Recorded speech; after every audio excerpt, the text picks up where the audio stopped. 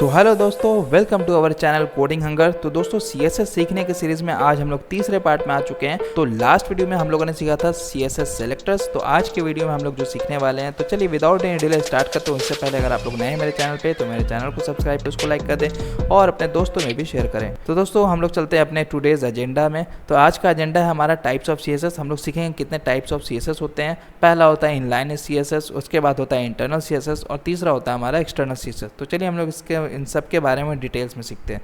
तो हम लोग चलते हैं इनलाइन CSS। इनलाइन CSS आखिर होता क्या है, तो डेफिनेशन हम लोग सीख लेते हैं। Styles are applied directly to HTML elements using the style attributes within the element tag. तो बेसिकली हम लोग क्या करते हैं कि HTML के एलिमेंट टैग के अंदर हम लोग एक स्टाइल एट्रीब्यूट का यूज करके हम लोग उस HTML एलिमेंट में स्टाइलिंग्स लगाते हैं। ठीक है, तो जिसका हम लोग एग्जांपल देखते हैं। ये देखिए यूसेज, यहाँ पे यूसेज है हमारा style attribute with in a tag. Example p tag हम लोगों ने लिया है, उसके बाद एक स्टाइल एट्रीब्यूट का यूज करके हम लोग यहाँ पे से प्रॉपर्टी डाल रहे हैं और जो वैल्यू उसका होगा वो हम लोग डाल रहे हैं। This is the blue text, ये कंटेंट हमारा, और उसके बाद p टैग को हम लोग क्लोज कर रहे हैं। तो चलिए हम लोग इसका एग्जांपल देख लेते हैं। तो ये देखिए हमारा यहाँ पे, मैं अगर CSS सेलेक्टर और HTML पेज पे हूँ, ये यहाँ पे हमारा p टैग है, जिसमें कि हम लोग यहाँ पे this is the paragraph tag अभी शो करता हूँ और यहाँ पे पेज को रिफ्रेश करता हूँ। तो ये देखिए हमारा अभी this is the paragraph tag यहाँ पे इस तरह से शो हो रहा है। तो अब हम लोग यहाँ चलेंगे और यहाँ पे चल करके हम लोग इनलाइन स्टाइलिंग्स लगाएंगे और यहाँ पे हम लोग स्टाइल एट्रीब्यूट लगाएंगे। और स्टाइल एट्रीब्यूट लगाने के बाद मैं यहाँ पे कलर करता हूँ, colour is colour colon blue. ठीक है, कलर कोलन ब्लू के बाद मैंने सेमी कोलन दिया और फिर उसको स्ट्रिंग के वैल्यू के अंदर डाल दिया। अब मैं इसको सेव करता हूँ, फाइल को मैंने सेव कर दिया। फाइल को सेव करने के बाद हम लोग यहाँ चलिए पेज को रिफ्रेश करेंगे 1 2 3। तो देखिए ये इसका कलर जो है वो ब्लू कर दिया। ठीक है, अब मैं यहाँ चलता हूँ और यहाँ पर से थोड़ा सा फाइल को मैं जूम कर लेता हूँ। ओके, अब यहाँ पर से मैं जाता हूँ और यहाँ पर मैं क्या करता हूँ कि एक और स्टाइलिंग्स लगाता हूँ। फॉन्ट साइज़ जो है भाई मेरा बढ़ा दो, 54 पिक्सल कर दो। फॉन्ट साइज़ जो है 54 पिक्सल, थोड़ा ज़्यादा जूम हो गया है, यहाँ से इसको जूम आउट करते हैं। तो देखिए फॉन्ट साइज़ जो है वो भाई बढ़ा दो 54 पिक्सल, सेमी कॉलन के बाद मैंने सेव किया इस फाइल को। यहाँ जाऊँ और पेज को रिफ्रेश करूँ तो देखिए ये फॉन्ट साइज़ भी बढ़ा दिया। अब मैं चाहता हूँ कि टेक्स्ट डेकोरेशन भी डाल दे इसमें भाई। तो हम लोग चलेंगे सेमी कॉलन के बाद यहाँ डाल देंगे टेक्स्ट डेकोरेशन, मतलब उसके अंदर अंडरलाइन कर दो भाई। तो अंडरलाइन डाल देंगे। अब मैं सेव करता हूँ, सेव करने के बाद पेज को यहाँ आप जा करके रिफ्रेश करते हैं 1 2 3। तो देखिए ये हमारा this is the paragraph tag इस तरह से शो हो रहा है। ठीक है, तो दोस्तों इस तरह से हम लोग अप्लाई कर सकते हैं। अब हम लोग चलते हैं दोस्तों हम लोग का जो नेक्स्ट CSS है। पहले हम लोग इसके बारे में एडवांटेज और डिसएडवांटेज देख लेते हैं, क्या होता है इसका डिसएडवांटेज और एडवांटेज। तो दोस्तों जैसा कि इसका एडवांटेज हम लोग पढ़ लेते हैं, quick and easy for small changes. Small changes के लिए इजी है, ठीक है, और जल्दी से हो जाता है। Specially for single use style और ओवरराइड। तो बेसिकली आप लोग को एक पार्टिकुलर स्टाइलिंग्स डालना है जो आपके वेब पेज पर कहीं और वैसा स्टाइलिंग्स नहीं होना है, तो आप उस टाइम वहाँ पे इनलाइन स्टाइलिंग्स यूज़ कर सकते हैं। डिसएडवांटेज इसका देख लेते हैं, नॉट रीयूजेबल। अगर मान लीजिए आपको एक ही चीज़, एक ही आपको टैग बनाना है जिसका स्टाइलिंग सेम हो, टैग है जिसका सेम स्टाइलिंग्स हो, तो आप लोग को उस टाइम क्या करना होगा, दो जगह आप लोग को स्टाइल एट्रीब्यूट डाल करके वो चीज़ डालना होगा। तो वो क्या होता है कि रीयूजेबल नहीं है, आपका कोड का फाइल बढ़ा कर रहा है, ठीक है, बढ़ा दे रहा है। तो जितने बार आप लोग कोड लिखेंगे, जितना आपका लाइन बढ़ेगा उतना आपका फाइल का साइज़ बढ़ेगा और फिर वो लोड होने में भी यूज़र को देर करेगा वेब पेज पे, वेब ब्राउज़र पे। तो इसलिए हम लोग फाइल का साइज़ जितना छोटा हो सकता है उतना रख सकते हैं। ठीक है, तो ये रहा उसका डिसएडवांटेज। तो अब हम लोग इस चीज़ को कम करने के लिए हम लोग जो नया दूसरा स्टाइल्स यूज़ करते हैं वो है हमारा इंटरनल CSS। इंटरनल CSS में इसका डेफिनेशन देख लेते हैं पहले आखिर होता क्या है।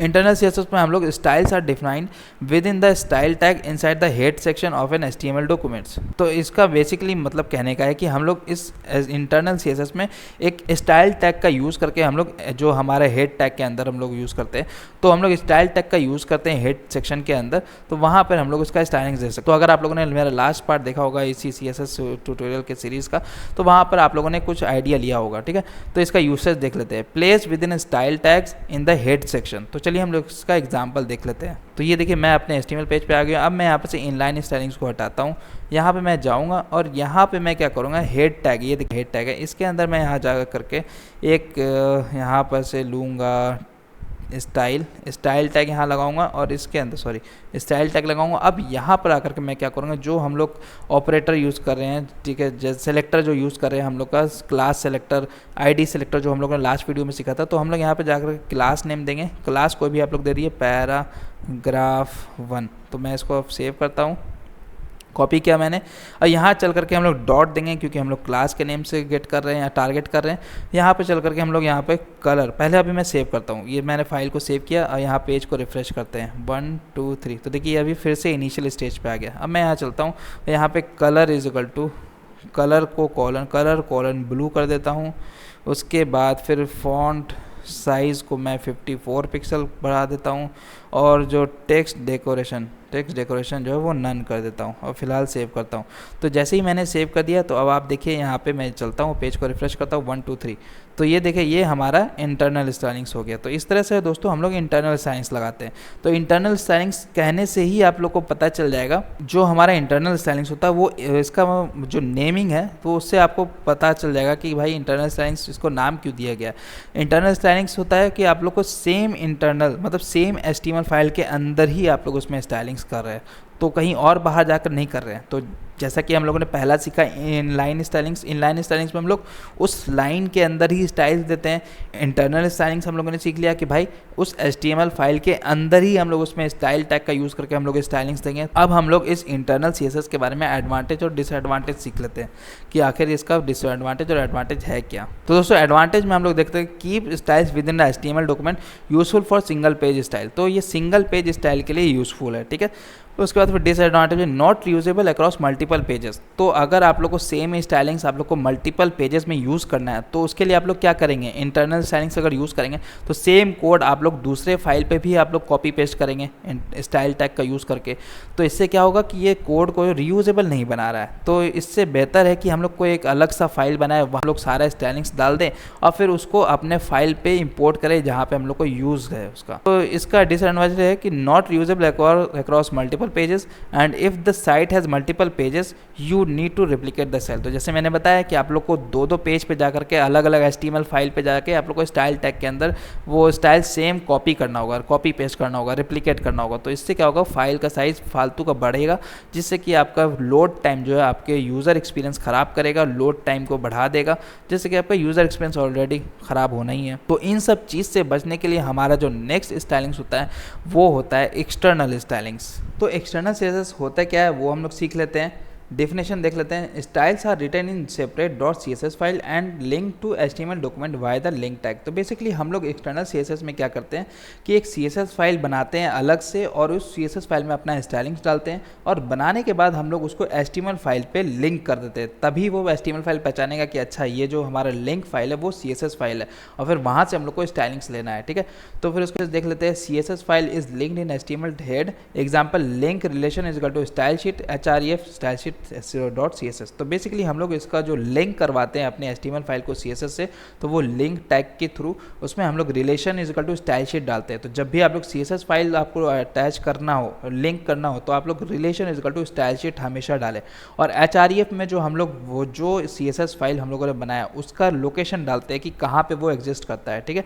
तो चलिए हम लोग इसका एग्जाम्पल लेके देख लेते हैं। तो दोस्तों जैसे कि यहाँ पे हमारा CSS selector.html फाइल है, यहाँ पे हम लोग के क्या है p टैग हम लोग यूज़ किए हैं, यहाँ पे हम लोग जो इंटरलिंक्स कर रहे थे वो। अब मैं क्या करता हूँ, यहाँ पे पैराग्राफ 1 को हटाता हूँ, Ctrl+X से कॉपी कट कर दिया यहाँ से, और यहाँ से स्टाइल टैग को अब हटाता हूँ। स्टाइल टैग को हटाने के बाद मैं सेव करता हूँ और अभी आपको दिखाता हूँ अभी हमारा किस तरह से शो हो रहा होगा, ठीक है। तो this is the paragraph tag, तो जो इनबिल्ट होता है हमारा वो इस तरह से दिख रहा है। अब मैं क्या करता हूँ, एक CSS फाइल बनाता हूँ इस लोकेशन पे, यहाँ पे नाम देता हूँ style.css, ये CSS फाइल बनाया, यहाँ पे जाकर के उसको पेस्ट कर देता हूँ, ठीक है। वो स्टाइलिंग्स जो मैंने डाला उस क्लास नेम से, अगर आप लोग ID से देंगे तो हैश डालना होगा, क्लास से देंगे तो डॉट डालना होगा, और अगर आप लोग एलिमेंट से देंगे एलिमेंट सेलेक्टर तो आपको एलिमेंट का नेम डालना होगा।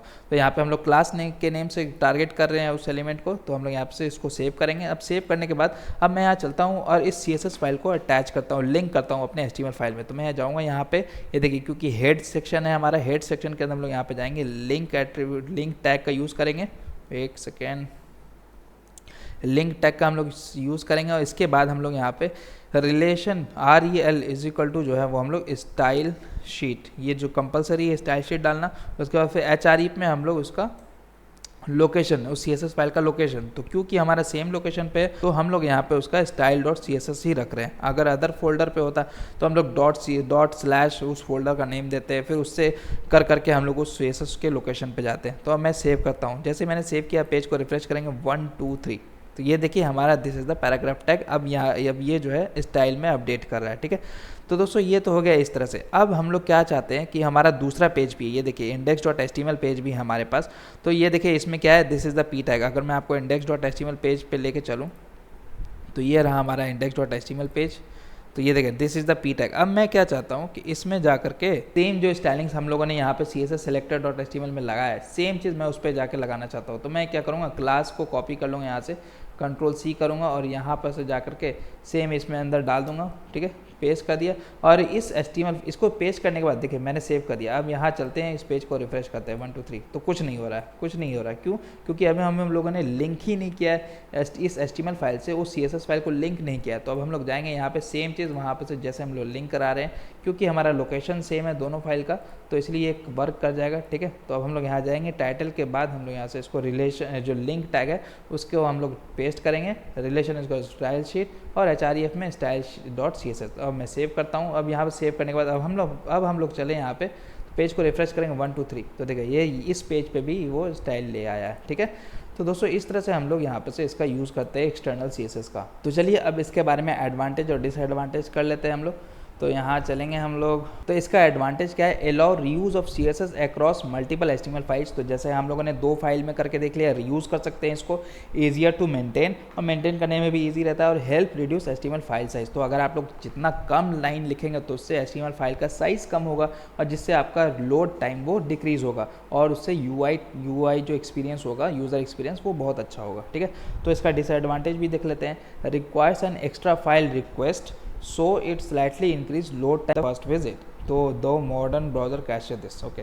तो इसका मतलब क्या है कि ये एक एक्स्ट्रा फाइल हम लोग को रिक्वायर करता है, एक एक्स्ट्रा फाइल हम लोग बनाते हैं। उस एक्स्ट्रा फाइल से क्या होता है कि वो जो हमारा जो प्रोजेक्ट का जो फोल्डर होता है वो थोड़ा बड़ा हो जाता है, वो फाइल जो है वो बड़ा हो जाता है। उससे क्या होता है कि जब पेज हमारा पहली बार लोड होगा तो उससे क्या करेगा कि उस टाइम थोड़ा सा लोडिंग टाइम ज़्यादा हो जाएगा, ठीक है, क्योंकि फाइल का साइज़ बड़ा है, ठीक है। तो इसलिए यहाँ पे बोल रहा है so it slightly increases load time on the first visit. उसके बाद फिर दोबारा विजिट करेंगे तो वो कैशे से आपका रीड कर लेगा, ठीक है। तो दोस्तों ये होता है हमारा एक्सटर्नल CSS। मेरे ख्याल से आप लोग को पता चल गया होगा। पहला होता है इनलाइन स्टाइलिंग्स, उसमें हम लोग लाइन के अंदर ही स्टाइल टैग का यूज़ करते हैं, स्टाइल एट्रीब्यूट का यूज़ करते हैं। दूसरा होता है हमारा इंटरनल स्टाइलिंग्स, उस HTML फाइल के इंटरनल में हम लोग स्टाइल टैग का यूज़ करते हैं, स्टाइल टैग के अंदर हम लोग स्टाइलिंग्स डालते हैं। तीसरा जो हमारा होता है एक्सटर्नल स्टाइलिंग्स। तो एक्सटर्नल CSS में हम लोग क्या करते हैं, वो एक एक्सटर्नल कहीं और बाहर में एक CSS फाइल बनाते हैं और फिर उसको बनाने के बाद हम लोग HTML फाइल में उसको लिंक करते हैं। तो मेरे ख्याल से आप लोग बहुत कुछ सीख गए होंगे इसके बारे में। अगर आप लोग को फिर भी डाउट है तो आप लोग मेरे व्हाट्सअप ग्रुप ज्वाइन करें। मैं उसका लिंक, व्हाट्सअप ग्रुप का लिंक हमेशा अपने डिस्क्रिप्शन में पेस्ट कर देता हूँ। तो दोस्तों मिलते हैं अपने अगले वीडियो में, तब तक के लिए अपना ख्याल रखें। टाटा बाय बाय, शब बखैर।